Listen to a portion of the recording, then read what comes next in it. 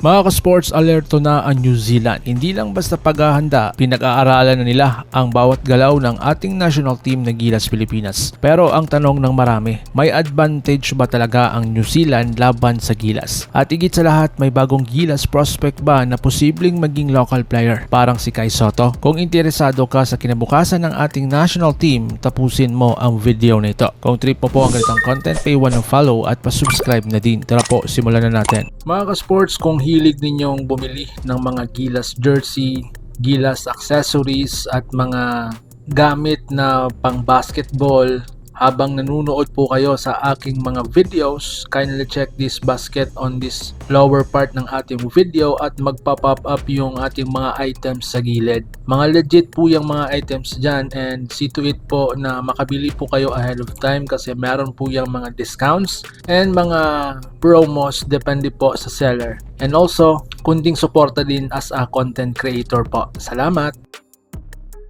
Mga ka-sports, may advantage ba ang New Zealand? Aminin natin mga ka-sports napakalaki talaga ang advantage ng New Zealand pagdating sa sistema at chemistry. Dahil nga, matagal na silang magkakasama, sanay sa physical at mabilis na laro, disiplinado sa depensa at sa ball movement. Pero hindi ibig sabihin nito ay tagilid na agad ang Gilas. Dahil ngayon, iba na ang Gilas Pilipinas. Mga ka-sports, bakit hindi natakot ang Gilas? Ngayon pa lang, pinaghahandaan na ng New Zealand ang height at laki ng ating national team. Dahil nga, meron tayong Kai Sotto na may taas na 7'3", AJ Ido na isang elite defender, QMB at Kwame na may physical presence at Junmar na napakataas ng experience at meron ding basketball IQ. Hindi na pwedeng small ball ang ating national team kaya mapipilitan ng New Zealand na mag-adjust. At dito na po pumasok ang isang napakalaking factor. Mga ka-sports, sa ibang segment Gilas prospect na parang si Kai Sotto, may mga Gilas prospects ngayon na halos parehong landas kay Kai Sotto. Bata pa, matangkad, naglalaro sa international leagues,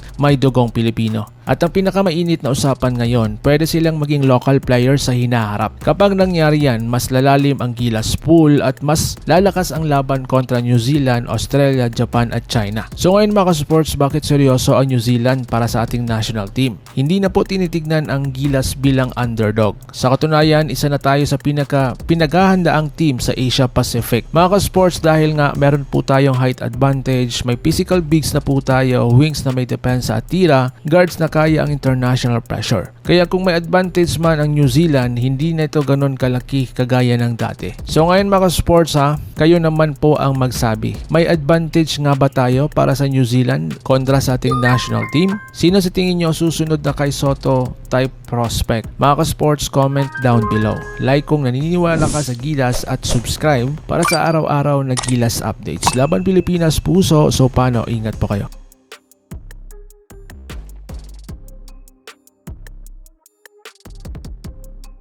Mga ka-sports, kung hilig ninyong bumili ng mga Gilas jersey, Gilas accessories at mga gamit na pang basketball habang nanunood po kayo sa aking mga videos, kindly check this basket on this lower part ng ating video at magpa-pop up yung ating mga items sa gilid. Mga legit po yung mga items dyan and see to it po na makabili po kayo ahead of time kasi meron po yung mga discounts and mga promos depende po sa seller. And also, kunting suporta din as a content creator po. Salamat!